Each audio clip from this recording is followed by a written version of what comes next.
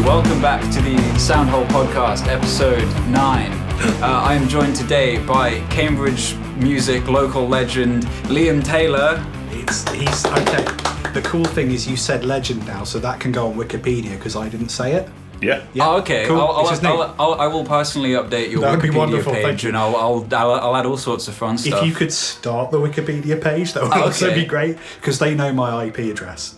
Sweet. Well, I'll tell you what. I will write it with this other lovely another fellow Cambridge music local legend, Si. Si's second name is Pettit. Pettit. I didn't know if it was Pettit or Petite. Yeah, nobody else does either, which is like really annoying. But Si Pettit. Yeah, it's me. I've been it before. How are we doing today, lads? Sticky, innit? Yeah, it's warm. It's mostly just warm. I'm really glad I've got medication for Dave syndrome. Oh no, the TV channel. No. What's Dave syndrome? It's you have to explain it. So basically, whenever the temperature goes above 31 degrees Celsius or 88 degrees Fahrenheit, hirsute hairy men such as myself tend to have a mental breakdown. But luckily there is now a handy over-the-counter antipsychotic medication available for people who suffer from Dave's syndrome. As dramatised in cult Channel 4 sitcom Black Books. So yeah. That is a great TV show, although I must have not seen the episode because I don't get the reference. I thought you were being somewhat serious. No, like that hard to read, isn't it? Acting. Yeah, I mean, but no, it's warm, it's sticky, it's July. Yeah, man. Wait, no, it's not. Well, it is June, but it might as well be July. It's going to be July when the episode after this one that we are going to do, that we're not doing today and just releasing later, when that comes out, that will be July. Yeah, well, that'll be July. Not currently July. Not currently July, but will be July soon, because that's how the passage of time works. Yes, thanks, man. I appreciate you. Appreciate you finishing my sentence. We're going to cross-talk quite a lot, but say almost exactly the same thing. We're very in sync. It's going to be infuriating to edit. That's cool. That's totally fine. Ross, I bought you gifts. Can I give you gifts now? You bought me a gift? Yeah, I bought you like a podcast dowry, sort of. Don't get too excited. That's so kind of you. Because I appreciate your time. I appreciate having us here, and feel very welcome. So it's a gift in 2 parts. So we can save the second part for the second episode. Is it funnier as a duo though? Do you think? Should we find out? Let's find out. You can edit out if it's not funny. Gift the first. This is some rich hoisin sauce. Fuck yes, dude! I love hoisin sauce. We debated what kind of sauce to get you. I was veering towards a bechamel. Si insisted it was rich hoisin sauce, and also there's a book of Sudoku with a free pencil. Oh my god, that mate. That has made my day. That is so incredibly kind of you. You're very welcome. I will. I'm not sure. I can't tell if you're joking, but I will absolutely use both of these to the full extent. No, you don't. My advice is to combine them, but you do whatever feels natural. I'm gonna do this Sudoku while sipping my hoisin sauce. You can just chug it. I think you. Yeah, it's not illegal.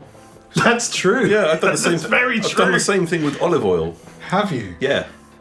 I'm Greek, I'm allowed to. Because hoisin sauce is just... It's less questionable if I do. I'm going to show my culinary expertise now. Hoisin sauce is just sort of lumpy soy sauce, no? Sure. Isn't it plums? No. No, plum sauce is a different thing. Hoisin's like its own sauce. It's not really... It's beholden to no man. It's got ground sesame seeds in it. Oh yeah, so many things. Hummus has got sesame seeds in it. That's where all seeds are from, isn't Hummus it? is the ground. Yeah, so one of the key ingredients in hummus is tahini, which is essentially sesame seed paste. Yeah, it is. Damn. Yeah, man. I'll send out another sauce. Yeah. The only reason people are friends with me is because I give them random hummus facts. No other sauce. No, yeah. Hummus.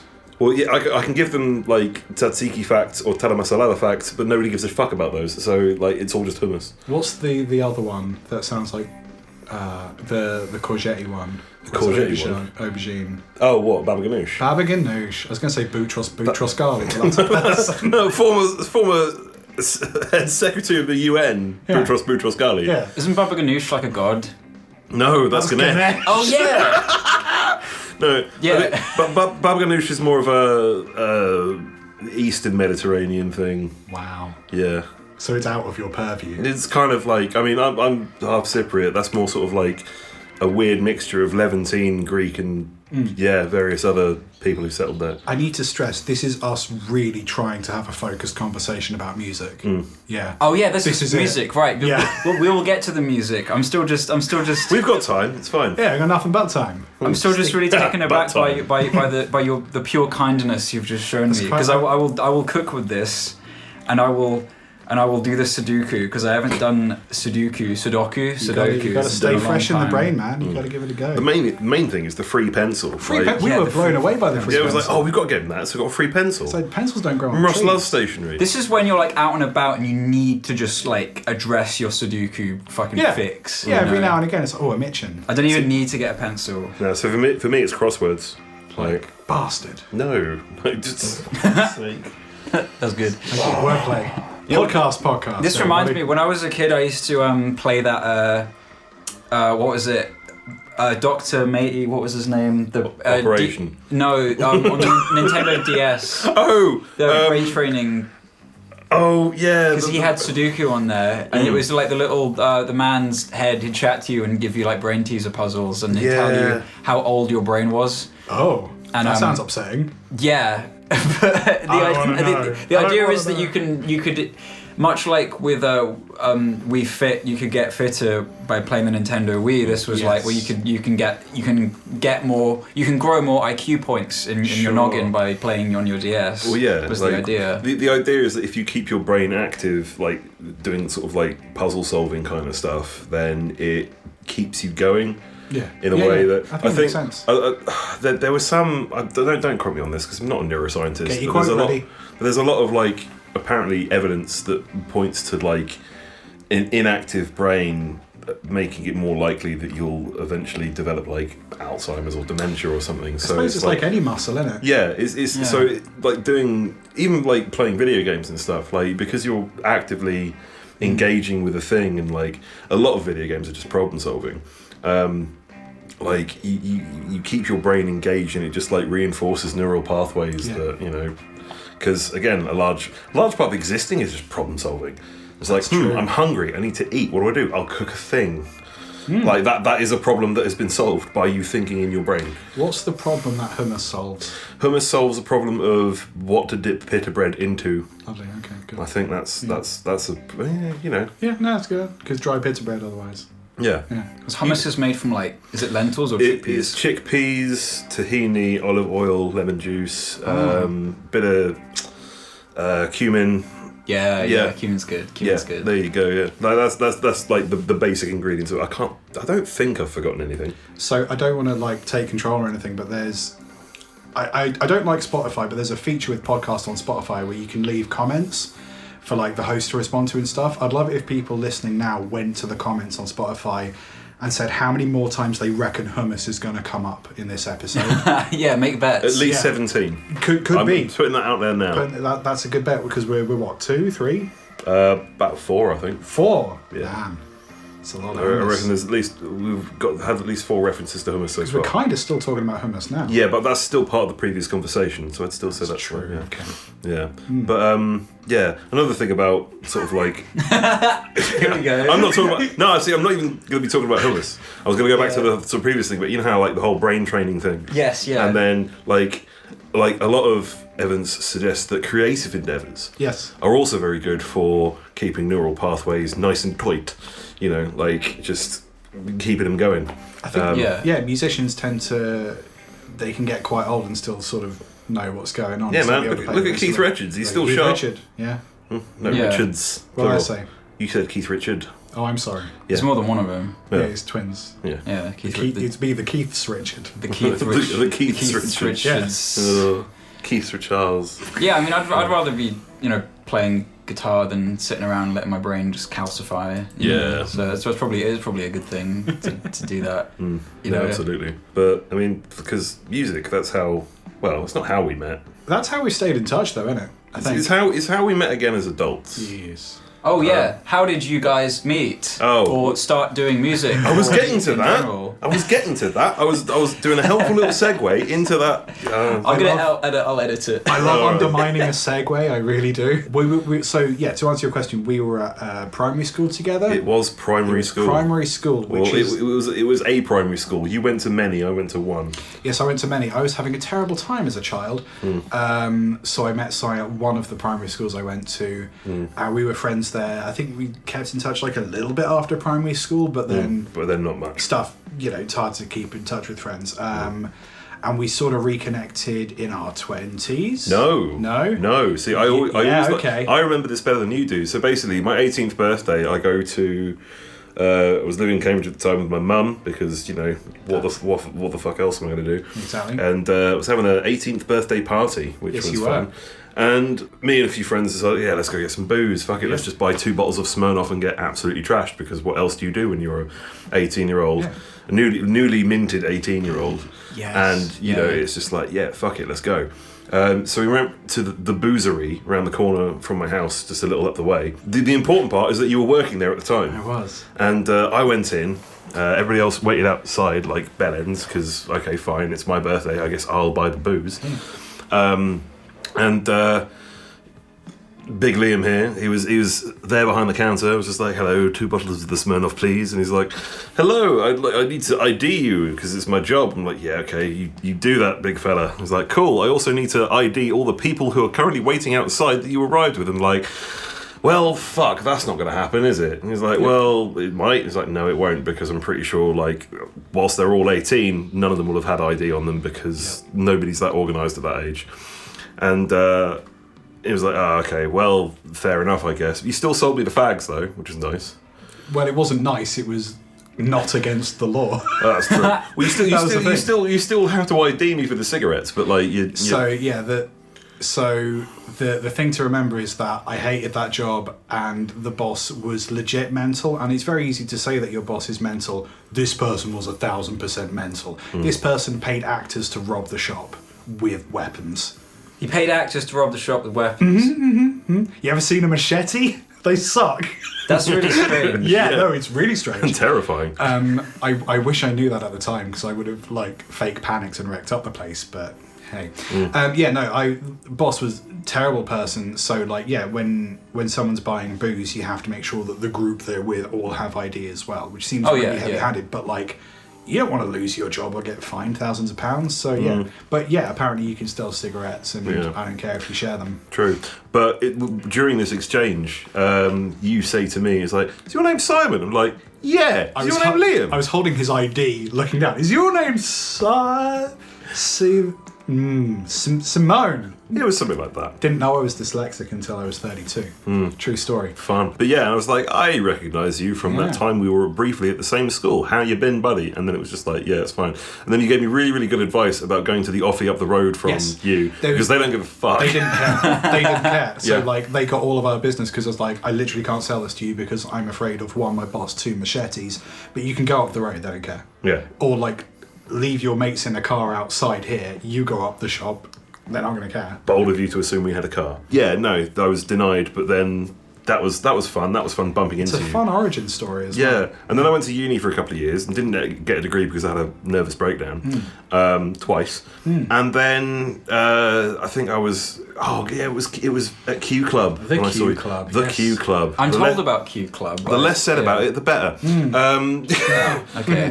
We can get into that one day, but Yes, we will have to stop the podcast. But Q Club was before I socialised in my life, so I think I missed out on that one. I think when it closed, you would have been in your earliest 20s potentially. Yeah, because I didn't go out much before that. Actually. So. I'll put it this way: you didn't miss much. Nah, you're good. You're grand. So basically, I was doing the door as a favour to whoever it was that was running the night. It was probably. I have a feeling it was probably Darren, but who knows? What's up, Darren? What up, Darren? And I think you came in with your other half. Yep, probably.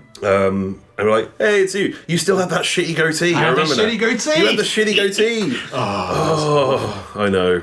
It's okay. It's over now. It is over, but the photos still exist. That is true. But yeah, you're just like, hey, buddy, how you doing? Coming in? Yeah, absolutely. You just left some flyers on the fucking... I did. Because you were still doing gigs at that point for... Stabbed Panda. Stabbed Panda. That's a fucking origin story. Say rest in peace. Yeah, would you guys want to talk about sort of previous and current projects even? Well, I mean, yeah, so Stabbed Panda was like the first time I think we actually worked together directly on a thing. I think so, yeah. You sort of came on board. So Stabbed Panda was live music events production, and like it's a world that is quite hard to make any money in, and that's the reason we were bad at it.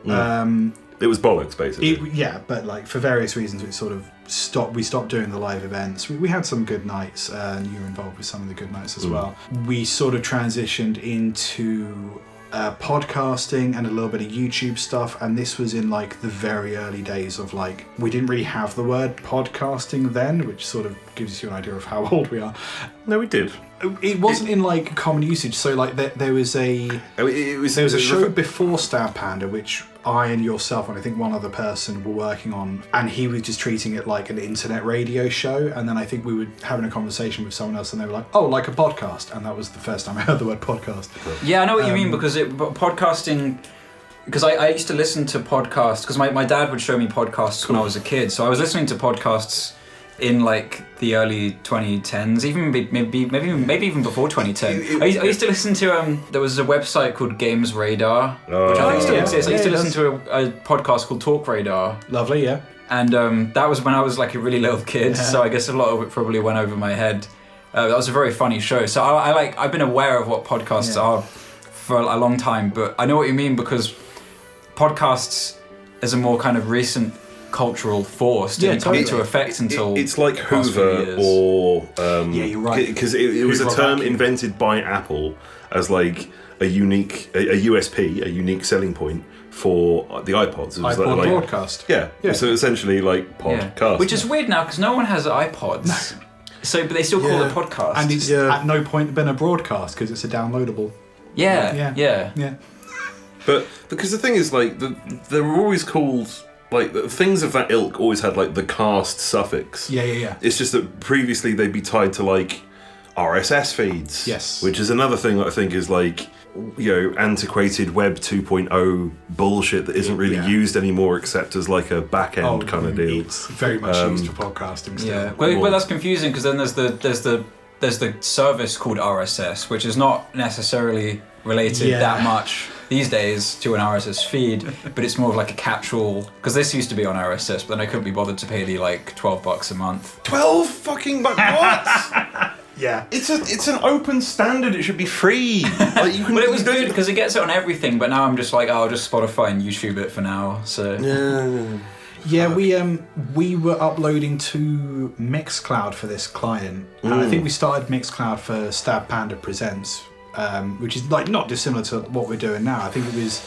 me or you talking to a band. It was me and you. So like, but I mean, we wouldn't host it simultaneously. We'd take turns, I think. No, it was we were both there, and like we take turns answering questions as you do in like sort of podcasts of this ilk.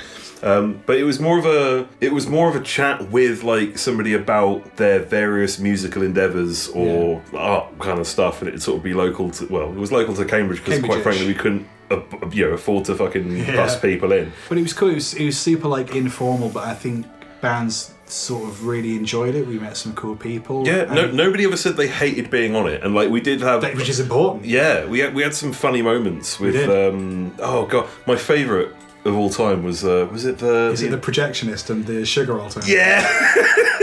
This is the very first episode of Stabbed Panda Presents. Was we did a lightning round and just asked like really wacky questions at the end of the show. Yeah. And the question was, what's your least favourite sugar alternative? And this dude answered like split second semen. His counterpart said Canderel, he said semen. Yeah. Well, point to semen, I guess. Yeah. That would be a pretty bad one. Yeah. I don't know who is doing this, but I would assume that it has a congealant quality to it that one wouldn't necessarily want. Well, my brain just did a thing that like in my head it was a funny connection. I was thinking about Bovril, which is a thing that like northern people drink. Yes. Which is it's just gravy, right? But like it's a thing that people It's beef drink. extract. Is it gravy? Is it the same as You gravy? can use it to make gravy, but Right. it is not itself gravy. But people drink this as well, right? Yes, they drink because- it at like football matches. Yeah. Yeah, but us in the east of England won't berate you for calling Bovril gravy. If you go north of Peterborough, they will hurt you for saying that, I think. Yeah. It's very important to them. It's a strange. You Strange know what? place. It's actually, you know what? It's not strange. It's a completely normal thing that some people do. I personally don't. I don't sit around drinking fucking gravy. It's but part of the rich tapestry of the various different local cultures of the United Kingdom. Yes. Well, to know where you are in this country, all you need to do is go into a fish and chip shop and see what they're pouring on the chips. Yeah, exactly. Because like here, it's salt, vinegar, of course, and then like around the Midlands, it's curry sauce for some reason. And if you go further north than that, it's gravy. Or pea-wet. What's that? Pea-wet is, alright, mushy peas. Yeah. When you make mushy peas, you get a watery runoff of mushy peas. You can get fucking pea-wet on your chips for some reason. I don't know where in the UK that's a thing. It feels like a Bristol thing, but I could be wrong. You put Pea-wet. people are putting pea water on their chips. Pea-wet. That's PEA, not PEE. Yeah. If you go to Hull, they straight up piss on your chips. That's how you know you're in Hull. That's how you know in It's Hull. a geographical thing. Nothing to do there, man. I mean, there's a bridge you can look at, and then Don't go on it though. Yeah, For the don't. love of God. yeah, that shit's terrifying. I've never been to Hull. Yeah, don't, Okay. just don't. Fuck it. Smells weird. So we did the Stab Panda Presents for a while, and then eventually started doing video stuff. So we had like Yeah. a series on music history, which was a lot of fun. We did this series Pro Tips, where we'd interview like various music people. John Wheeler from Hasty Dixie, that was a That good was episode. cool. John, very nice guy. Very nice guy. Very nice guy. And sort of more recently, Stab Panda. We've wound it down though, but the last thing we were doing was a show hosted by Jay Plant, Scatterchild, called Listen to This, which would basically pick bands like Manic Mannequin. Yes, yeah, we were. Yeah, my Yeah. old band Manic Mannequin was on this show back in the day. Back in the day, I think you were like one of the first ones, and it was just like a really cool sort of expose on like underground Well, music. he basically continued doing what we wanted to do, but he was better at it because he has an English He had the language time and the degree. means. Yeah, no, he's an amazing writer. So he Fantastic would, writer. Shout out to Jay. Yeah, shout Big out up, to man. Jay Plant from Scatterchild, formerly Too Cool Kid. He is going to and come also of on- Bonfire Tide. Oh, and Bonfire Tide. Sai's wearing you on his chest right now. Yes. He is the sad yelling T-shirt, which is a very nice shirt. As is the other one, the white one. Oh, your the, little- the track and field club, yeah. Shout out to Jay and Big up. Scatterchild. Hopefully going to be coming on the show pretty soon. Hell actually. yeah. That'd be Good dope. stuff. Yeah, man. Yeah. Yeah. Go him. Yeah, so we wound down Stab Panda, and we were doing sort of, that was kind of the music blog side of things, but we were doing silly stuff on the side, and Yeah. that's kind of where Conversation Out podcast developed out of. We did like bits of funny music and sketches as well, and that was originally an offshoot of Stab Panda. Yeah. And that was a lot of the stuff that we did together. We did a rap about lemons, that was great. Yeah. Well, you say it was great. It was one of the best things we've ever done. Was more. I still have nightmares about it, man. Yeah, well, But okay.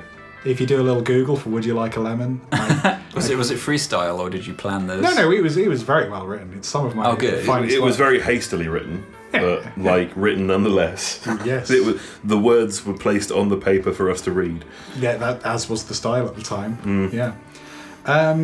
And yeah, so we were doing the bloggy stuff, the comedy stuff, and when did we start actually writing music together? Well, I mean, I suppose like Lemon Song is that point where like we so. wrote a thing and we released it, and on top of that, like you said, we were doing the sketch comedy stuff together with Ben, With Ben? your Hello, Ben. Conversation Hit podcast co-host. Yeah. You know, wherever he is. You know exactly where it is. No, I What a weird don't. thing to I've say. not been to his house.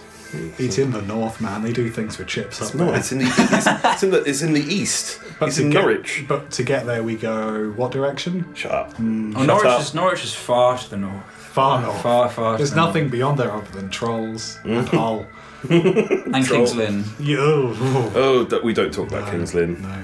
New kit. I don't want to start beef with too many. I don't want to start beef with locations that I've never been to on the podcast. Just pick a city and just develop beef with it. I mean, as somebody who has like relocated in like the last 6 months, no, actually longer than that, shit, to that county, fuck everyone who lives there. The silence too broad. You've made too many enemies. Okay. Well, mainly Suffolk. All I'll say is this: nobody in that area of the country knows how to fucking drive or what a speed limit is. Okay. Yeah. And that's what pisses me off the most. See, people from outside Cambridge do say that we live in a bubble, and now I'm starting to kind of see why. Yeah, no, we do. Or I did.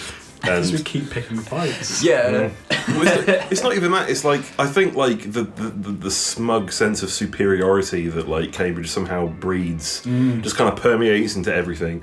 And then as soon as you move out of Cambridge, it's just like, oh, like this is actually marginally better, even if it is in other ways slightly worse.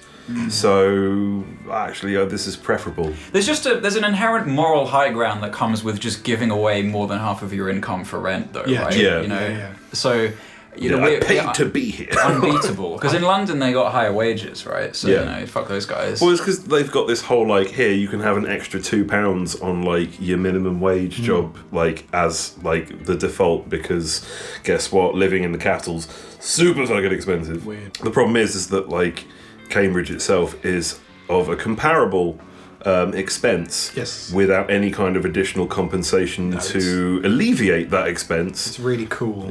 Yeah, so we did like the stupid comedy stuff. I think am I right in thinking the first time we tried to write, I don't want to say serious music, but let's say non-comedy music, was the One Weekend EP? Yeah, because that was mostly instrumental. It was, yeah. So that was. I mean, do you want to talk about this? Yeah, totally. You can think of cities to pick fights with in the background. Yeah, wicked. I'm good at that. So One Weekend EP, Si started referring to all of my musical projects as the Liam Taylor musical endeavour. So I started a band called The Musical Endeavour and had this idea to try and record a 5-track EP over the course of a single weekend. So we got some friends in, Tom Anderson, who you might know, I think was like the primary sort of camera guy for that. I saw Tom yesterday, actually. Good shit. How's he doing? Shout out to Tom Anderson. Yeah. So he filmed me and Si like in the sweaty little cabin that I live in, recording music to this day. For I think it was 2 days of recording and like 1 day of sort of tweaking and mixing. And the idea was to just create 5 tracks, and whatever state they were in by Monday evening was what got uploaded to Spotify and stuff. So and there's like a 20-minute kind of documentary, I would call it. It's kind of a documentary format, but it's got like these 5 music videos throughout it as well, which is quite cool. Yeah, that was a lot of fun. I think that was the first thing we properly collaborated on. That wasn't like weird janky comedy. That was basically just us, wasn't it? Yeah, it was. Just doing the stuff. We should do that again. We should do that again. And that was a lot of fun because it was me kind of working on Cubase. You were using Reason at the time, I think? I was using Reason. We approached these songs in different ways. So there were some that we would like both sit down at the keyboard, play a thing. Ooh, that's cool, try this. Ooh, that's cool, try this. Record it. I'll go edit it. Then you'll maybe work on another track in Reason. Then you'll send me the stems and we'll send stuff back and forth. So that was a lot of fun. I'm quite fond of the music that we got there, and I think it isn't obvious that we panicked and recorded these 5 songs in the space of like 72 hours. Yeah, well, it's obvious now. If I may say, like I think we all do the thing where we have this idea that we want to make music, and then we just sit around not doing that for a while, and then maybe we go down like rabbit holes of like, I got to get all the right gear and all that sort of crap. That's a mindset that like I'm afraid of almost, because otherwise you spend your life just accumulating things for nothing. That was the idea. Like you just apply an arbitrary deadline. Yeah, what's going to happen when we kick in? I've seen on social media you've kind of applied yourself to like these challenges that you've imposed on yourself over quite a few different projects. I mean, you had the we discussed the lo-fi hip hop one earlier. I'm not sure how much I don't recall if you put yourself under time pressure for that necessarily. That was another one. Yeah, no. So I did another lo-fi EP in a day, in like an 8-hour live stream, I think. Yeah, that's what I was thinking. That sounds crazy. Am I making that? No, that's right, you did. You did. Dude, I saw some of you doing that, and I was like, that's so fucking cool. I need to apply that to me more, because I think that's really inspiring, because you just go in, get into that flow state, because once it's done, and like that it seems counterproductive at first, but actually that way you're already saying, I'm not going to tinker with this fucking thing for a year. You've got to make this. You got to kind of. It's that's the same thing as like when you really, really need a pee, you're really good at decision making because you have that degree of urgency. So if you've got like a really difficult decision to make, just neck a bunch of water and you're not allowed to pee until you decide. See, I know you're joking, but that's very... I'm kind of not joking. Right, yeah. I mean, it sounds funny, but actually, it's a very psychological approach to getting things done. Like, actually being, what's the word? Not proactive. The word... Encouraged to do a thing because if you don't, you'll wee yourself. Prolific. Sure. I'm not sure if that's the correct use of that. Prolific. All right, yeah, prolific. You're being prolific. You're being prolific right now, Si. Don't tell me what I'm being. Be prolific. Piss your pants. That's what we're saying. Why piss your pants when you can buy pre-pissed jeans? Like... But lightly pissed jeans on Facebook Marketplace. Yes. Lightly pissed, but by whom? Someone. Find out after this ad. You can also get some lightly shat fucking. We're referencing a very specific screenshot from Facebook Marketplace that got shared around a while ago. But the point is, that your approach to making music in that way is excellent, I think, and I need to do that. I'm a fan of that. At some point. That idea sort of birthed from I do these semi-regular Cubase live streams, and I found that what I'm quite good at is just making music on the fly, not overthinking things. And these live streams are now, they're only like a few hours long, so the idea is to have as complete a piece of music by the end of the live stream as I can. So I'll arbitrarily either choose like a genre or choose like some sort of boundaries to work in, and then just go. Try not to think about what I'm going to do until I start doing it, which is the scary bit. So then just sit down and kind of just go for it. So the lo-fi thing was quite interesting because it was just basically a test of how far can I push that. And again, I'm quite happy with those songs. Like, I don't really remember what they sound like off the top of my head because it was so long ago, but like, yeah, I think I'm a big fan of iteration in music, and this is something that I've kind of taught. I've worked in like music education in a couple of different ways. I always used to teach GCSE kids that if they've written one thing they kind of like, there's like an infinite possibility of ways to take that one thing and tweak it. Like, change the tempo, change the rhythm, change the time signature, change the key. You've got an entirely different piece of music, and that's just one of the instruments you've tweaked. So actually, I think you could write down you could sit down and write one okay piece of music and make 1,000 variations on that and pick like the best 10, and there's your album. It's not the best way to write music, but like, you know. I think it probably beats trying to make your magnum opus on day one. Yes. And immediately putting pressure on yourself, and then it's the craft, innit? It's like we were saying earlier with like brains and muscles. Like you've got to practice. You got to put in. Was it Kurt Cobain said like 10,000 hours? Do 10,000 hours of a thing, and then you're probably good enough to try to make some money from it. Like, he didn't say that, but I'm paraphrasing. What's he gonna do? I don't know. Exactly. Yeah, you got to practice, and I think you could sit down and try to write 10 songs for an album, but like, the reality is you should probably write several hundred songs and then pick your best 10. So then why not write one song, iterate it into 10 other songs, rinse and repeat 10 times, and then you've got like 100 songs to choose from. I can't remember what your question was, but I feel like I answered it. I don't remember either. Wonderful. But I think we have honed in on a really good point that I am going to try and apply to my life as well. Because I've thought about this a lot before as well, because when I've tried to write music, I kind of lose the fun aspect of it quite quickly, because I'm already thinking about like, I really want a really good end product that I'm just inherently happy with, and it just doesn't work like that, man. It doesn't. You know, I think you've got to try and find a way to like bring the play back into music and like find a way to enjoy it. Yeah. And you'll end up with like several terabytes of music you're never going to publish, but like it's just about putting in the time, practicing the thing, and sooner or later you'll come across something that's really special that you do want to work on and release, but you can't. I think bands have a tendency to, and it's because of like the double-edged sword of like music production equipment being quite affordable, and you can get like, you know, you could, if you really wanted to, make music in Audacity for free.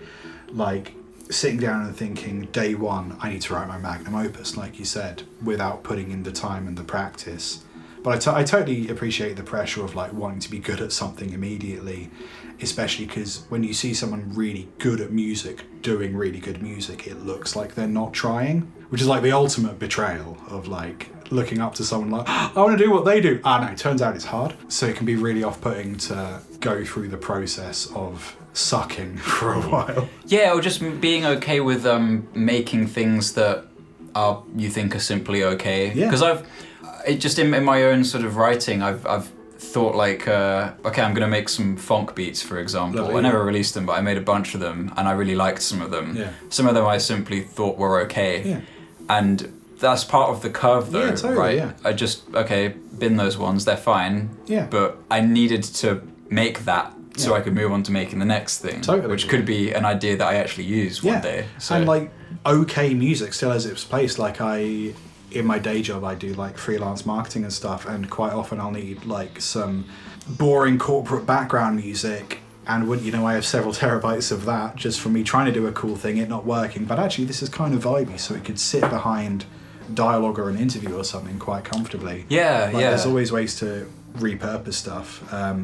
Yeah, I like boring corporate music, corporate nothing music. Corpcore. Corpcore. Yeah. The new sponsors of this podcast. Accidentally invented a new genre. Well done. I contributed music to a Tanzacryl video about boring corporate nothing music. Yeah, Good job. thank you so much.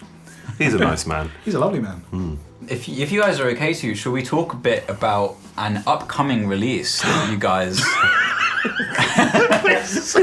have been...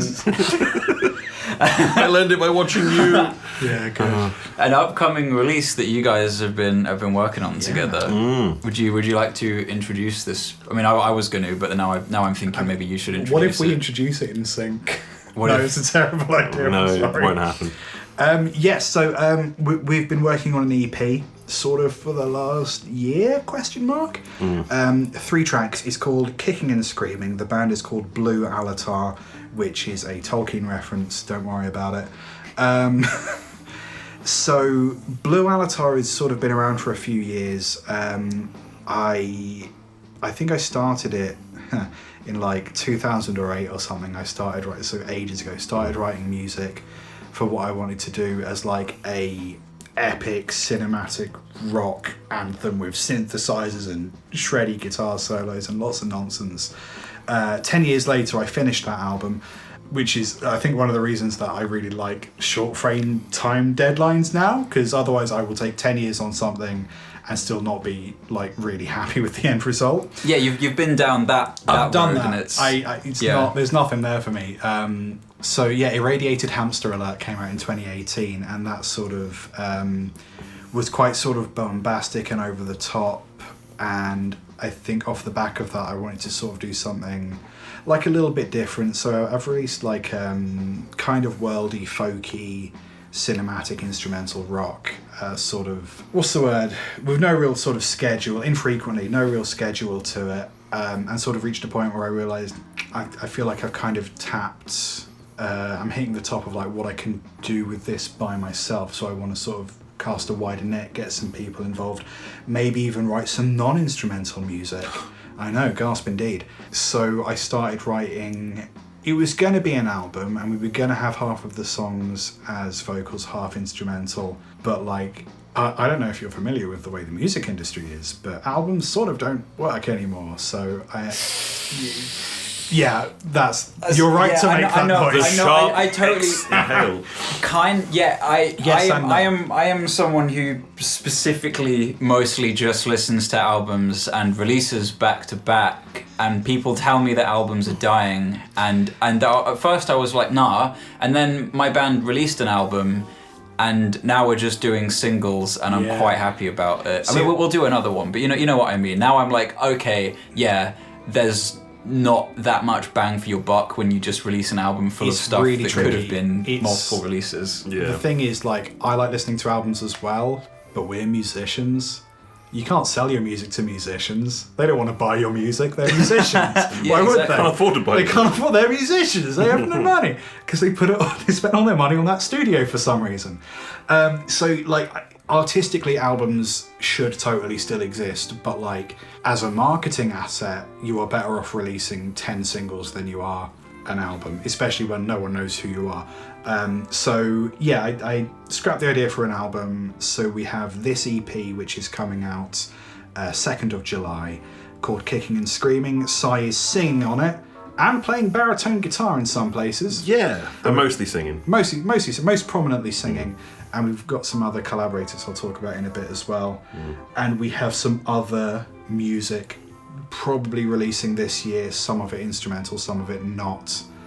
I'm not going to talk about that too much because it's not quite finalised. We're here to talk about Kicking and Screaming. Si, what's the sound of screaming? That sounds about right. I was going to yeah. ask you the sound of kicking, but you would have hurt me. Yes. Yeah, okay. I can still find ways to hurt you emotionally. Let's save that for the journey home, Si. Yeah, so Kicking and Screaming, it's I'm calling it folk rock. I'm calling it Fenland folk rock. Fenland folk Yeah, I want to rock, reclaim like the Fens for the Druids. I want to re-moisten the Fens. That's my ultimate goal with this. music. Undrain the Fens. Undrain the Fens, man. Flood them. Some Norwegian. Sink Ely! They hired some. Yeah, let's see the ship of the Fens float, innit? Did you know they hired some Norwegian dude to come over and work out how to drain the Fens? Yeah. Yeah, it's He was such just a like, weird story. just do windmills, bro. That was literally his entire... You Norwegians and your windmills. They blow the ocean away. Yeah. They blow it to, Yeah. Yeah. Reclaim the Fens, y'all. Come at me, little port. What are you going to do? Swim at me? I don't know. Bring it back, Liam. You can do this. Fenland rock. Fenland rock. Yes. Fens is rocking. Fens is rocking, man.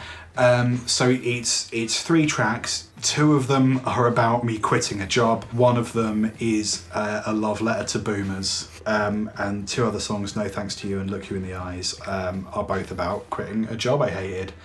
And I eventually cajoled Si into singing on them. which was a feat in and of itself. Which was a feat, and a lot of it I think was to do with you joining 6am Saint. Oh. So you bass and a backing vocal for 6am Saint. I do that, yeah. And I think doing that, because we've recorded your voice in the past, but you were massively uncomfortable with the whole process, right? Are you alright to talk about this? I'm down to talk about it, man. Like, because the thing with me is that, like, I've always been able to sing when it's just me, myself, in the bedroom with a guitar, but, like, when it came to actually sort of, like, recording stuff for myself, like, it got to a point where I was like, no, this is, like, instantly embarrassed me, because you sometimes you just hate the sound of your voice, right? Totally, yeah. And I think it was...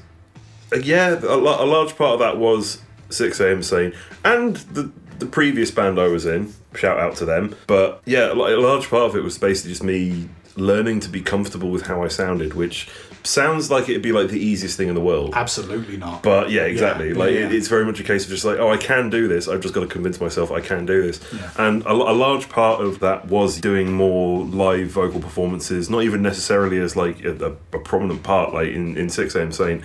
I'm playing bass and doing backing vocals, and a large part of the reason I was doing that wasn't just because like it was, you know, a thing I thought would be fun to do, but more just so I could sort of like get used to the idea of like I had to find my range, basically. Yeah. And I think a lot of it was for me, like I was always worried about like the amount of noise I would make whilst playing at home alone in my bedroom, and not wanting anybody else in the house to hear me because it would be like orcs. Well, yeah, orcs. I mean, not even because like, and it was nothing to do with like, oh yeah, I think I suck at this. It was just like, oh, I don't necessarily, because even if people give you a compliment about it, it's still weird. It's like I just don't know how to take compliments. It's the acknowledgement of it at all. Yeah, right? it's just like, oh, the fact that somebody thanks, has man. noticed this is Yeah, happening. cool. Yeah, and it's just like I just didn't know how to react. And now I'm just like, oh, thanks for the compliment, man. Yes. Because it turns out you can just say that and it'll be fine. If I may say, you have a beautiful voice. Oh, Ross. You have a beautiful, sultry, smoky voice. You're just It's also very powerful. You're just saying that because I'm here. But no, that's fine. No, I'm saying this is what I mean. I'm saying it because I have had early access to the EP and I think it sounds lovely. Who gave you early access? What the hell? You did! Oh yeah. But yeah, no, so the thing with this EP as well is like, it's Liam's music, it's Liam's words, but he allowed me to find a way to sing them. Yeah. And in doing so, he also kind of helped me prove to myself that, like, if I were to just be a vocalist, that would be okay. Yeah.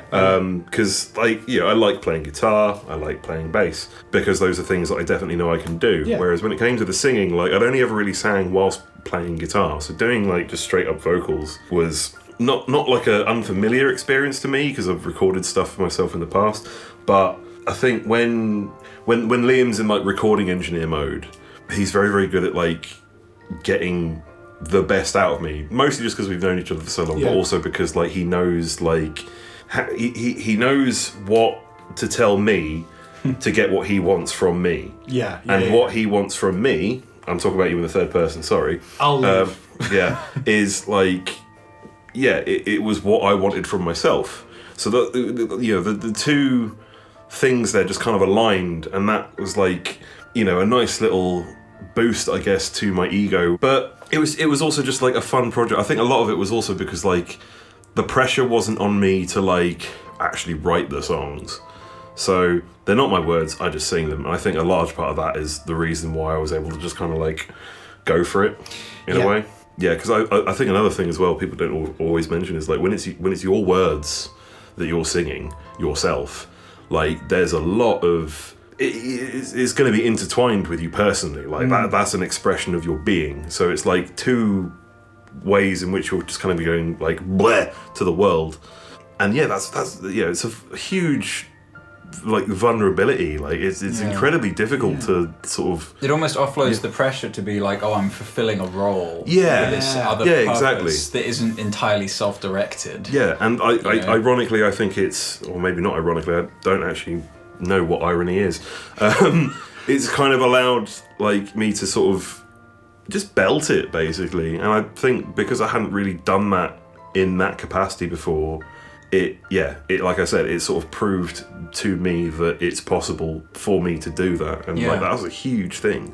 You've kind of tapped into something I didn't really realise, like recording. I do bits of voice stuff occasionally. I'm definitely not a singer, but I recorded temp vocals for some of these songs, and I think the thing that actually made me cringe reflecting on it was hearing me sing the words, not like the timbre of my voice or the quality of my voice, although it was pretty shoddy, but it was like me saying the words that was the really cringy bit.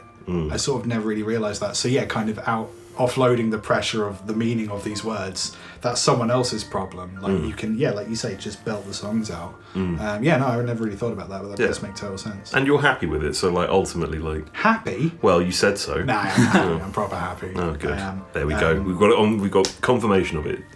You can't deny it now. I can literally be like, it was okay. No, you said you were happy. Look, I've got the timestamp right here on this podcast. You fuck. Ross, if I need you to delete the project file, that's good, right? I mean, I need to backtrack on this for, like, legal purposes down the line. That's all good. I'm genuinely, like, really thrilled with it, and I think getting your vocals on these songs then sort of freed me up to try other stuff with, like, guitar parts and, like, the mixing of it, and it sort of really sort of brought the whole piece together. Works real good. Hope we'll do more. Yeah. Hashtag best trans. Yay. He admits it. Go back to the sort of time frame of how long you like to work on things. Sorry if you may have already said this. How long were you guys working on this together? Or, like, how long was it just yours, and then how long were you working on it together with Si? Sure. So, great question. Because, I mean, a lot of the tracks you've been working on for a while, and then you got other people involved, and it kind of, like, lit a fire under it, I'm saying about a year, I think. So I think about a year ago, it was sort of summer of 2023, I think, that I was like, I definitely want to do an album or some songs or whatever. I want to do a lot of music in 2024. I want to start getting other people involved, so what do I need to do that? Well, job number one is write some music. And I wanted to write some music that was not so cinematic, kind of more pared down. I mean, like, these songs sound, like, pretty dense, really, but compared to what I was trying to do before, quite pared down in terms of the ensemble. So write simpler songs that lend themselves to having a vocal at the front of them. So I started working on that. I think it was summer of 2023, and there was like in total a batch of 10 songs. So I think it was autumn of 2023 where I was approaching people. I pinned down Harry Beasley to come on and play drums on, I think, 8 or 9 songs. Lovely lad. You eventually agreed that you would do vocals in principle around about that time, and I started getting feelers out for various like specialist folk players and a few different people. So I think I was recording demos. That must have been about autumn 2023, and then was it February we first started recording vocals? Yes, not that long ago actually. It was definitely this year. Yeah. Was this before or after I was made unemployed? Just before. Yeah, it was just before. So I reckon it would have been about March. Yeah. Because it wasn't that long before. And sort of around January was the time where I realised, okay, I'm not going to do like an album, I'm going to separate these out into different releases. So let's just focus on the vocal stuff first. So that kind of lit a fire under me. Yeah. So like I said, I've got a bunch of Harry Beasley drum recordings that will see the light of day soon. I don't know. There's so much more, man. Yeah. There's so much more. Yeah. There's more to come from this project. Way more to come. And so there's a batch of instrumental songs that is going to come out quite soon. Fingers crossed, I hope. And then I think we're going to maybe look at doing more vocal stuff with yourself down the line, I think. So there might not be okay, sorry, I'm just trying to think what I can and cannot say. So that there will be more vocal stuff, I think, this year. Some of it won't be Si, but you're aware of this and you're on board, and that's fine. Yeah. Cool. That's fine. This is me checking now. It's all good. we discussed it in the car on the way. We discussed it on the car, yes. You guys just start fighting on my podcast, and I wouldn't know. We could do that anyway. No one's ever done that to me before. How are we feelings? Ow, my blood. So I think there will be more stuff with Si singing somewhere in 2025, maybe. I think we're going to do some more stuff together. Yeah. Again, what was your question? Was time frame? Let's call it a year. A year. So like the proper recordings. Harry Beasley came in for the first drum session. Is January? Yeah, screw it, January. Why not? So it's really been 2024 up until a couple months ago that we were writing, recording. And of course, because you do the digital release, you need like 2 months of run up to do Spotify properly. Oh yeah. So we wrapped in middle of May. Yeah, middle of May I think was when like I finalised the mix and the masters and stuff. So it was quite an intense first quarter of 2024 when most of the recording happened. So we had the vocal sessions, we had the drum sessions, we had hammered dulcimer sessions. Chap in the States did didgeridoo for me as well. And a guy did saxophone stuff as well, but that's not coming out yet. Oh. Yeah. You accidentally mentioned something you shouldn't. Nah, it's fine. It's a teaser. I'm in charge of this, so whatever. It's a Soundhole podcast exclusive. Yeah, man. So you heard it here first. Saxophone. So when does this lovely EP come out? Yeah, man. July 2nd. It's interesting that the lyrical context of these songs is quite... It's not deliberately political, but I think people are going to get an idea of which way we vote based on these songs. I think that's fair, right? Yeah. And 2 days before Jenny Lex. So Stop calling it that. I will not. The fact that it upsets you is lovely to me. There's Cosy Lives, then now there's Jenny Lex. There's Platty Tubes as well. Yeah. And Queenie Deaths. Queenie Deaths. Lizzie Dies. Yeah. Lizzie Deaths. Rip Liz. And now we've got Triple Chucky Supreme. I think I had one of them. Yeah. That's like the cornflake batter, isn't it? Is that any Popeye's sandwich? I don't know, man. I don't know, man. I just saw it on the internet and thought it was funny. Well, you're quite right. It is. Yeah. And now we're on the internet. July 2nd. Yes. Yeah. Is the easy answer to the very straightforward question. Sweet. And you guys are coming back on the podcast to discuss. Yeah, we'd love to. Yeah, we need to pencil it in. Okay, cool. So that is the plan. Cool. Awesome. We're doing that. We'll pencil it in now. Yeah. Cool. Sweet. Well, yeah. July the 2nd, new EP from Blue Alatar, Kicking and Screaming. Can people pre-save it? Is that a thing people can do? Oh, buddy, you better believe they can pre-save it. Yes, we love a pre-save. We do love a pre-save, and what do they do functionally? Not sure, but Spotify. But you get emails nothing. about it. It's, Yeah, like you get it's like a mail list. So you can go to bluealatar.com, which exists as of yesterday. There is all the pre-save information on the homepage. Blue Alatar has like little bits of social media. Mostly it's through me. I am at LT Guitarist on most places. I've been sharing the living heck out of this stupid DistroKid pre-save link. If you could click that, press all the buttons, it'd be wonderful. What I would prefer is if people sign up to the mailing list, because then that's data that I own and I actually have control of. But yeah, bluealatar.com for pretty much all the helpful links. Yeah. Awesome. Cheers, buddy. Thanks for having us, Sweet. Ross. Thanks, Well, man. no problem, guys. It's been great. Don't eat that It's good to be Sudoku back. in one setting. I'll try not. No, I'll try not to. Several months of Just absolutely Sudoku. neck this bottle of rich hoisin sauce while doing my Sudoku. I Could wouldn't you- judge you if you did. Could you neck it through the course of next time we're on this podcast, just gradually getting more and more queasy and full of hoisin? Yeah, sure. I mean, for I the was love gonna. of God, don't. I was gonna try and like see how many Sudoku puzzles I could complete before my fucking heart just gives out after downing this. But I suppose I could drink it next time you come on. Yeah. Great. I mean, that's a lot of salt. Yeah, that's the because we were talking about time frame challenges and Yes. productivity. Gotta push yourself. Being prolificness. What was this? The Hoisin challenge. Yeah. That was the most prolific hoisin we could find. How many Sudoku puzzles can you do after drinking 200 mils of hoisin sauce About before your 7, heart gives I out? reckon. When you say do you mean like correctly? Because I can put numbers in boxes. Like We're not doing it Well- if it's not correct, is it? The numbers are in the boxes. Yeah, but Correct could become more of a broad term as you start to lose consciousness. Yeah. So It's you're context acting like chugging a bunch of Hoisin is going to, like, you know, send you into shock. It's not. It's Hoisin sauce, bruv. well, there was that woman whose kidneys shut down because she drank a liter of soy sauce. Yeah, that's a litre, bro, and that's soy sauce.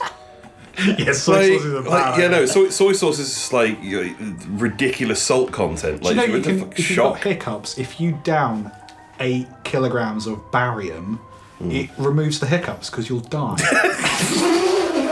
And on that note, thank you for listening, everybody. Yay. These guys will be back again soon. Go pre-save that EP and be nice to your dad. So what'll you do now that I'm doing fine and making up for lost time?